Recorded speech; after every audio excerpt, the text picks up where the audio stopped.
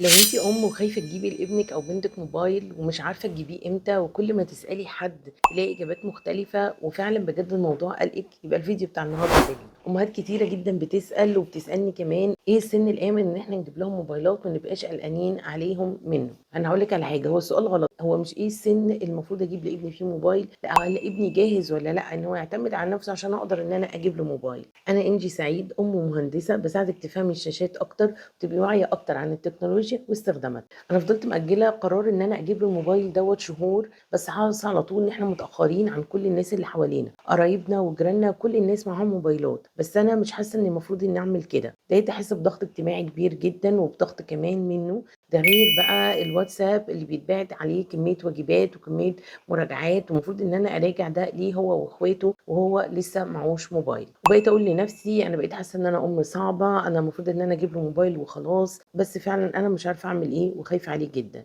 انت عارفه اكبر اكاديميه لطب الاطفال في العالم بتقول ايه عن سن الموبايل؟ بتقول ان مفيش سن محدد، وان اللي بيحدد امتى تديله الموبايل هو سلوكيات الطفل مش عمره. بمعنى ان في طفل عنده 9 سنين جاهز، وفي طفل عنده 13 سنه لسه مش جاهز. وفي دراسه اتعملت في 2025 بتقول ان تلات ارباع الاهالي ان اولادهم عندهم 13 سنه معهمش موبايلات، يعني مش متاخرين، الحمد لله احنا مع الاغلبيه. مش بس احنا الامهات اللي خايفين على اولادنا او اولادنا معهمش موبايلات، لا ده في مشاهير كتيره جدا ولادهم معهمش موبايلات نهائي. ده غير ان الحكومات ابتدت تحط قواعد كتيره جدا مختلفه عن استخدام الولاد الصغيرين للموبايلات، وخاصه السوشيال ميديا. واخرهم الامارات وكندا وبريطانيا، قالوا ان الولاد تحت 15 سنه هيمنعوهم تماما من استخدام السوشيال ميديا. وده معناه ان فعلا بجد الموبايلات بتسبب خطر على ولادنا. يعني ده معناه ان انت مش غلط، وان الاحساس ده طبيعي جدا انك تحسيه، وان فعلا بجد الولاد الصغيرين في وقتنا وعصرنا دوت وطول الموبايلات متوصله على الانترنت مش المفروض ان هم يبقى معاهم موبايل. لو انت حاسه ان الفيديو ده بيوصف احساسك ومحتاجه ان ام تانية كمان تعرفه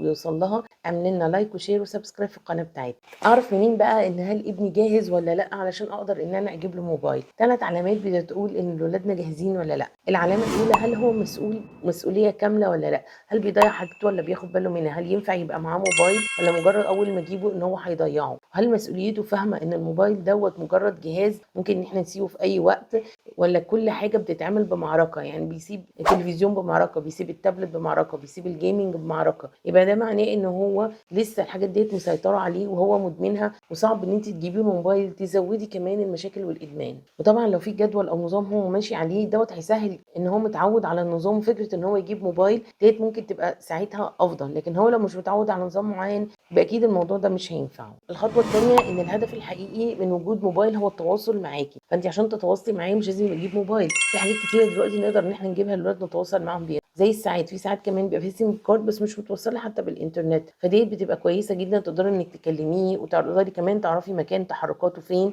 وتقدري انك تطمني عليه بشكل امن جدا من غير اي مشكله. ممكن تكون ديت خطوه مسبقه ان هو يتحمل مسؤوليه جهاز هو لابسه في ايده، ان هو يشحنه، ان هو ياخد باله منه، ان انت لما تكلميه عليه كمان يرد، وتقدري ان انت تطمني عليه. لان احنا مش خايفين من الاجهزه، احنا خايفين من الانترنت اللي جواها، وان الولاد مع الوقت للاسف بيصبحوا مدمنين للابلكيشنز اللي بتبقى موجوده جواها اللي متوصله دايما بالانترنت. في ام بنتها 10 سنين كانت بتتساءل اذا كانت تجيب لبنتها الموبايل ولا لا، فضلت تعمل تدور وتبحث، بس كانت دايما مش مرتاحه. طبعا البنت كانت بتعيط بشكل رهيب، وكان في ضغط كبير جدا من البنت علشان الام تجيب الموبايل. الام ما كانتش مرتاحه، والاب ما كانش معترض ان هي تجيبه. للاسف طبعا الضغط المجتمعي كان اكبر بكتير من اي حاجه تانية، غير ضغط الصحاب والجيران والاهل. فعلا بجد كان عامل عليها بريشر عالي جدا، والبنت كانت عماله تعيط لكل الناس انها عايزه تجيب موبايل. الام قررت انها تعمل وقفه، وعملت سيرش كتير جدا وابحاث كتير جدا، ولقيت فعلا بجد ان ده قرار غلط، وان فعلا اضرار الموبايل اكتر بكتير من نفعه. قررت ان هي تجيب لها جهاز او ساعه تتصل بيها وتكون شكلها حلو،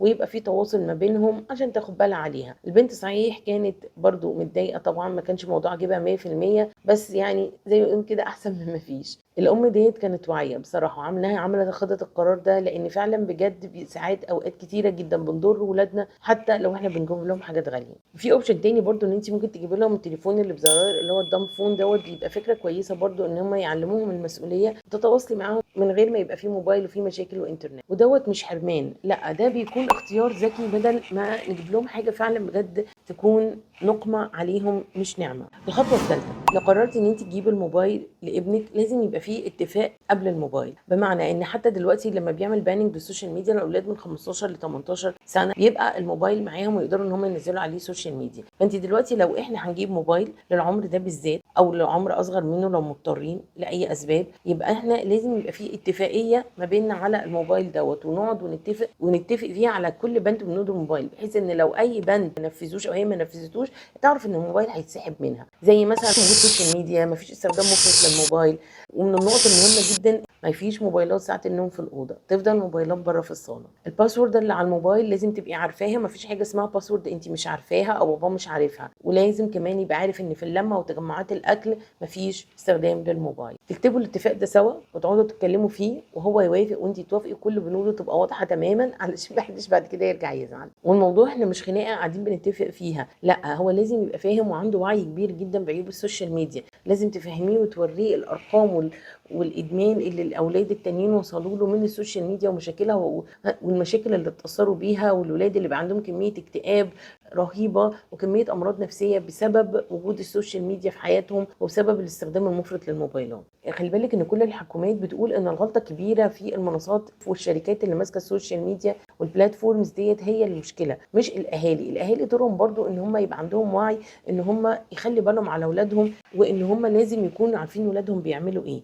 لكن في الاخر اللي هيتحاكم واللي بيتحاكم دلوقتي، اللي بيتحاكم واللي عندهم قضايا كتيره جدا هي الشركات اللي عملت السوشيال ميديا، لان هي فعلا بجد سببت اضرار كبيره جدا للاطفال والتين ايجرز والكبار. حاجه مهمه جدا انا اتكلمت عليه في الفيديوهات اللي فاتت وهو مهم جدا، عشان كده دايما بنتكلم ان مهم قوي اعرف ابني بيتفرج على ايه. زي ما في ابلكيشن سوشيال ميديا اللي معروفين اللي احنا عارفين اساميهم وكل الناس بتستخدمهم مضره، في برضه ابلكيشنز ثانيه تين ايجرز بيستخدموها، بيبقى فيها تشات وبيبقى فيها حاجات مصاحبه وبيبقى فيها حاجات كتيره جدا سيئه، وفي حاجات بتبقى اوروبيه مش معروفه قوي في البلاد العربيه برضه الولاد بينزلوها. عشان كده بقول لك دايما يبقى لازم عينك على الموبايل اللي مع اولادك، لان السمارت فون عموما اتصمم علشان الناس دي تكسب، وعشان الناس دي تكسب يبقى لازم الولاد يبقوا في ايدهم طول الوقت، يبقوا عايزين الاحدث ويبقوا عايزين الافضل وهكذا. يعني لوب ما بتخلصش، لانه في الاخر في الاول بيزنس، فهو في الاخر مش فارق معاه قوي ابنك، مش فارق معاه قوي ولادنا اذا كان دوت هيدمر حياتهم هيأذيهم بشكل او باخر، الموضوع دوت ما يخصهمش. فلما تيجي تختاري لاولادك اختاري الحاجه فعلا بجد اللي تناسب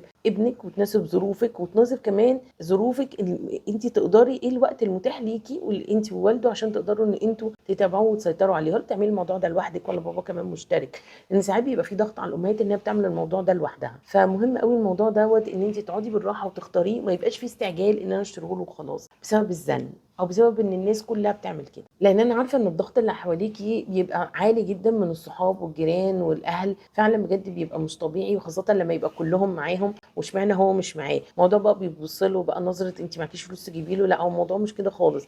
الموضوع موضوع اذيه نفسيه لابني انا بحميه منها، وان ربنا يحاسبني على الفلوس اللي ربنا بعتها لي ورزقني بيها وجبت حاجه بيها لابني او بنتي ان هي تاذيهم. ومش لازم ياذيه ان هو يجي له اكتئاب، لا، ممكن ياذيه ان هو يدخل في علاقات مش كويسه، يتعلم حاجات وحشه جدا، يشوف حاجات غير مناسبه خالص لسنه ولعمره. فيعني الموضوع بيبقى ساعات بيدخل في حرمانيات، ده زائد فعلا بجد التاثير السلبي عليهم بشكل كبير جدا في حياتهم، بيخلوهم ما بيعملوش اي حاجه. والكلام ده مش كلامي بس، ده في دراسات اتعملت مؤخرا بتؤكد الكلام ده. برضه مش هقول لك دراسات اجنبيه امريكيه، لا، دي 3 دراسات عربيه. اول دراسه اماراتيه اتعملت في سنه 2025 بتقول ان الولاد اللي تحت 13 سنه اللي معاهم موبايلات اتاثروا بشكل نفسي كبير، عندهم مشاكل نفسيه بشكل كبير جدا بسببها. واحده تانية سعوديه سنه 2025 عملوا دراسه لقوا ان 70% من المراهقين اتاثر نومهم جامد جدا بسبب وجود الموبايلات في حياتهم. وكمان دراسه مصريه لقت ان في علاقه وطيده ما بين قله النوم وزياده التوتر عند الشباب واستخدام الموبايلات. احنا مش بنقول الكلام دوت عشان نخوف الناس من الموبايل او ان احنا نجري بقى نمسك الموبايل من ايد ولادنا ونرميه من الشباك، لا، بس هي الفكره كلها ان احنا لازم نزود وعينا، ولازم نفهم ان الموبايلات ديت ليها مخاطر ومشاكل، فاحنا لازم نخلي بالنا ونوعي نفسنا ونوعي ولادنا. وزي ما قلت الموضوع بيفرق من طفل للتاني، وبيفرق كمان من متابعه الاهل للولد. بس صدقيني كل يوم بتاجلي فيه القرار ده انت وولادك كسبانين، حتى لو اللي حواليك مش شايفين ده. سؤالنا بقى اللي بدانا بيه الحلقه مش عمره قد ايه، سؤالنا هو جاهز ولا لا،